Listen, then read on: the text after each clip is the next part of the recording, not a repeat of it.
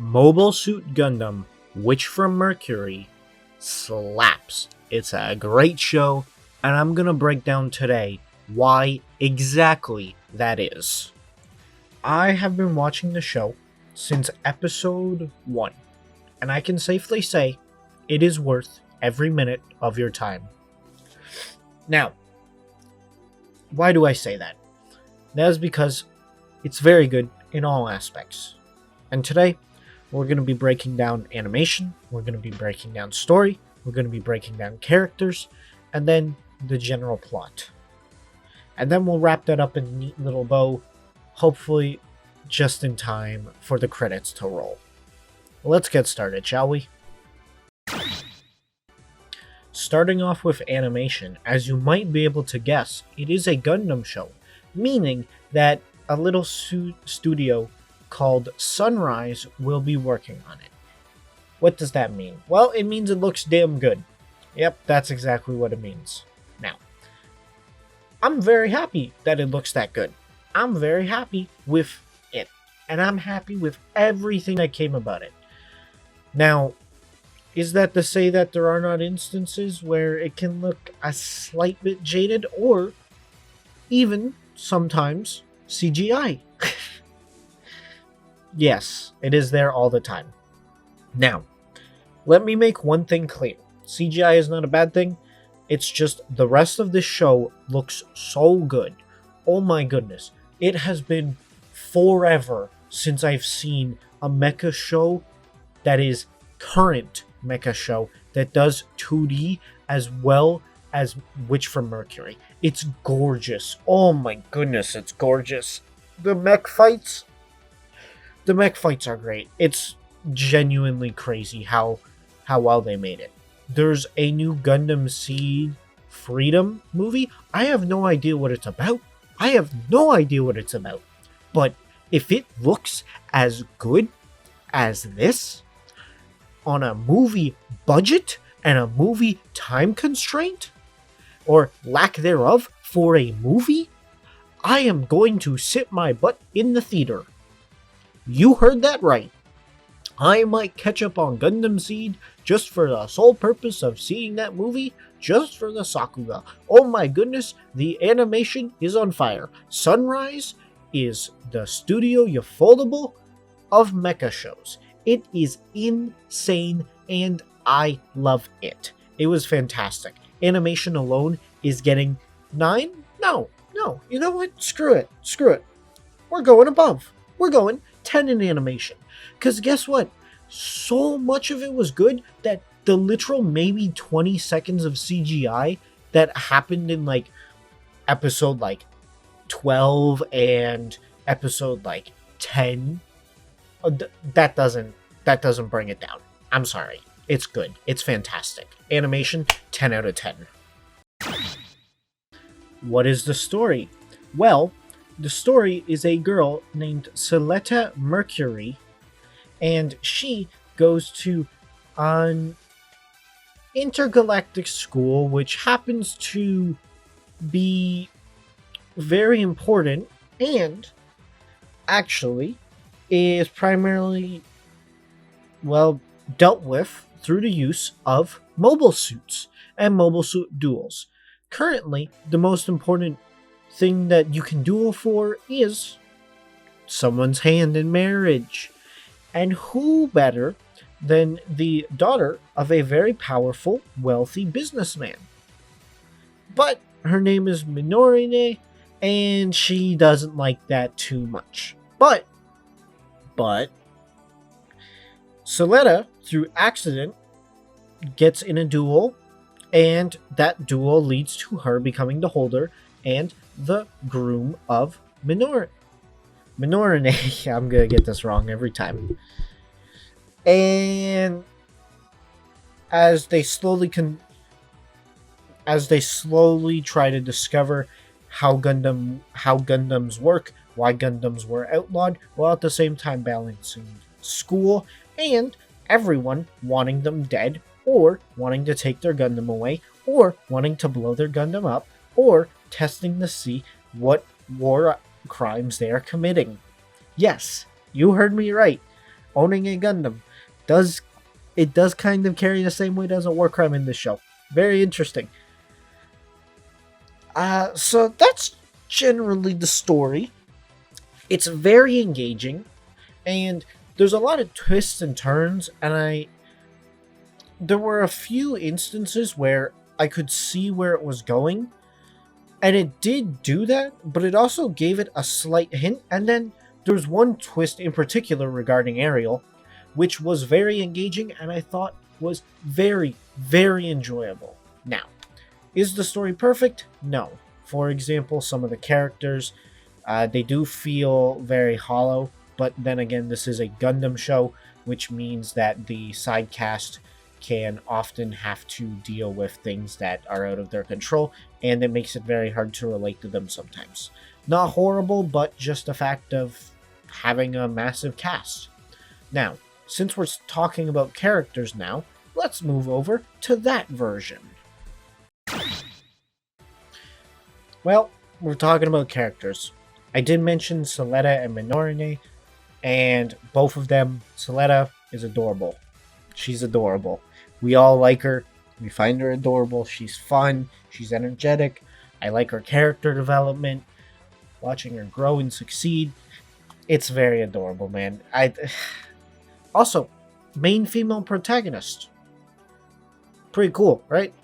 I know it's nothing too crazy, but it is a thing, and it is good. So, Minorine is really,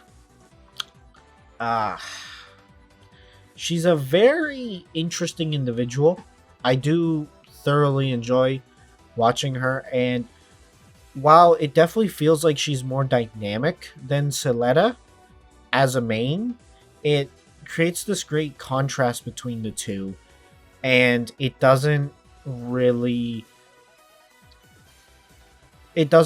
change the overall like fact of the matter. It just splits it into two, because typically with mecha shows you have an arc where the main character is like super sad and super depressed and and like Soletta kind of goes through that, and like,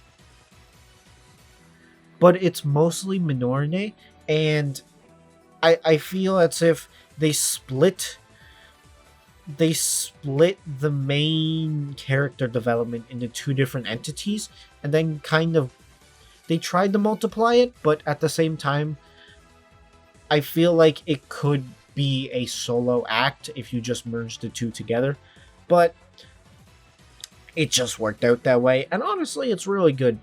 Also,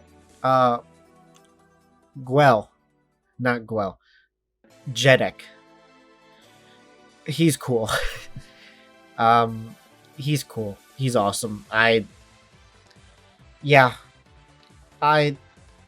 don't know. I'm a sucker for those type of people, man. I'm not gonna lie. Watching an arrogant prick slowly become a better man, it's good. It's good stuff. And then you have Ellen, and you have Shattuck, and Nika. They're all good. You may notice that most of them are simultaneously antagonists, but then get moved into supporting roles, and that is due, in the first half, that's due to the fact that they are part of a school. So even though like they are trying to one up each other and cause problems for each other, it's not murder, so like it's not that bad. Like typically in Gundam shows, the reason it takes so long for one character to switch sides, if it's done well, is normally because there's a lot of death on both sides. So it's very hard to forgive someone who shot your buddy. And that's perfectly... You should not forgive... No, okay. It's going to be very difficult to forgive someone when they shot your buddy, but this is a school. Like, while they are competing for something very important, which is, someone's hand in marriage, there's no death, so that means it's obviously a lot easier to forgive people, and it doesn't mean anything too bad. But then the second season rolls around, and that's the thing. the second season is actually a second season. I'm so happy about that. Quick side note. All the time now, second seasons or part twos, they're stupid. Okay? I'd rather just wait an extra 12 weeks and then release it all at once. I'm not talking like, oh, release it all on Netflix. I'm talking episode 1 to episode 24. We go 24 weeks, baby. That's how you build hype for a show. This, it was cool. It was interesting, but I kind of miss the old Gundam format, which was 50 episodes, ride or die, baby. Or you could maybe even do like the Lucius thing. And I don't mean overthrow the government. That's not what I mean by that. Uh, I mean, like, just have the first and second season be almost singular stories that work together. And that's exactly what this does, which makes it really great. And it also creates a great contrast for the characters, because in season 1, everything's kind of a certain way, and then at the end of season 1, there's a big change, and then season 2 picks up from that.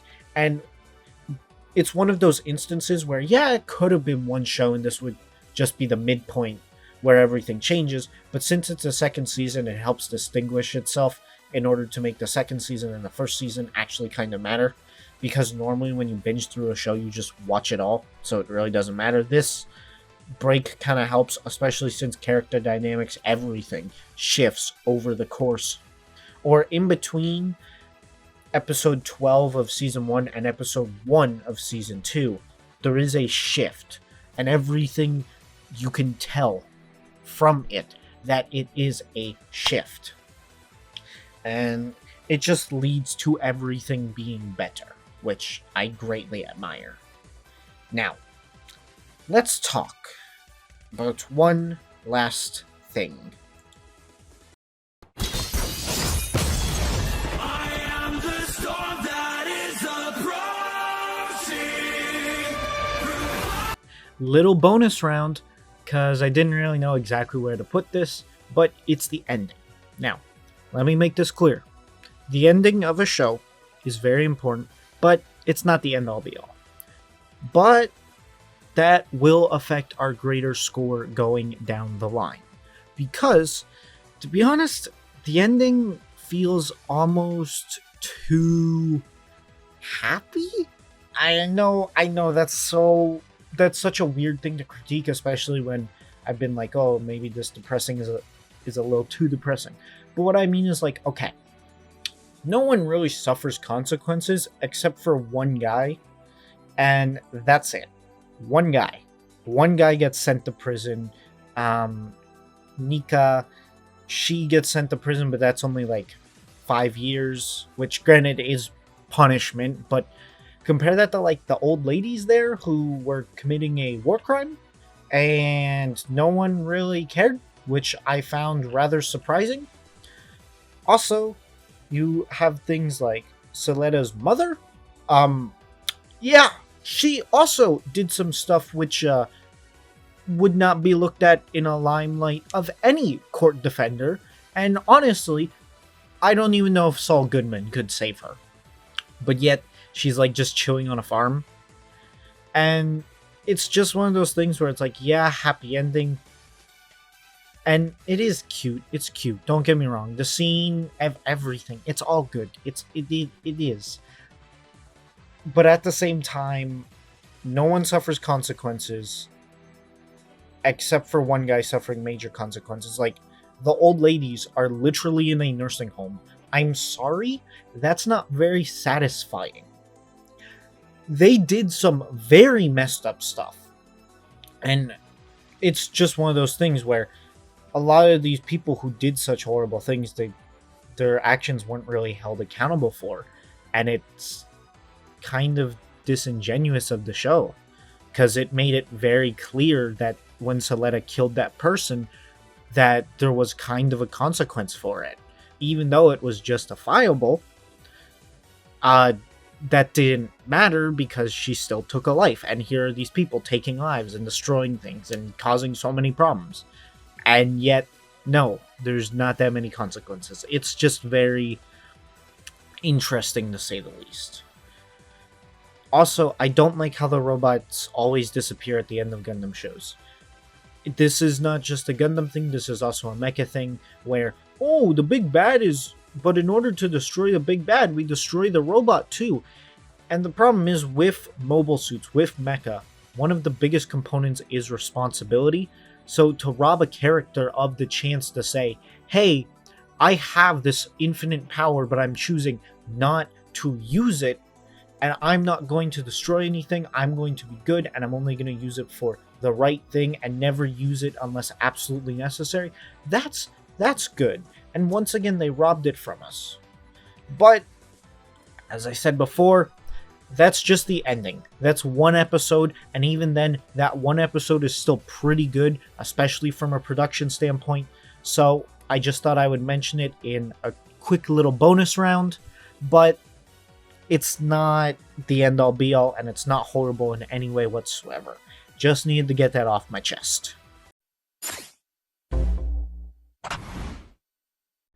So, these are my final thoughts on Witch from Mercury. Witch from Mercury is a fantastic show. Both seasons, spectacular. I'm really glad that even in this day and age, mecha is still giving us these fantastic stories. Because as many of you know, I have passion in mecha. I love it to the core. I love it deep down. But not all of them hit, and we've slowly been losing mecha show after mecha show after mecha show. But we still keep getting hits. Getter Robo got a recent addition to its roster, and we got 86, which was incredible. All of that's fantastic. But guess what? Gundam's still clocking in at these amazing charts, doing these amazing epic stories. And guess what? They can mix it perfectly. The simple school life of Season 1 and how that slowly changes, then to the dynamic movement between factions in Season 2, along with betrayals and, backstabs and corporate espionage, which, granted, was all there in the first half, but you weren't really paying too much attention to it because you were too busy focused on the school. And now, going back, it means that you have even more fun going into the first season, wondering what's going to happen about the second. It's incredible. It truly is remarkable to see what Sunrise can do when they put their head down and just do it. I'm so grateful that even in this day and age, even when people are screaming to the heavens that mecha is dead, it rises once again. It continues to move forward, it continues to change, and it even sets boundaries. Or it doesn't set them, it pushes them forward. Because, I didn't bring this up, but there is a lesbian relationship in this show. And that's pretty progressive for most shows in general. And guess what? Here's the crazy part. It's good. It's good down to its core. So, yeah. Good lesbian show about giant robots. My guy. Let's watch it. I'm gonna watch it again. Hell, I might even buy it on Blu-ray. I'm not lying. It's that good. So here's my recommendation. Watch it. 9 out of 10 for first and second season. It is fantastic. I love it. It's great. I'm so happy that Sunrise buckled down and made something that damn good. Please like and subscribe. I'm so happy that you took the time out of your day to watch this video. And I look forward to seeing you guys. Goodbye.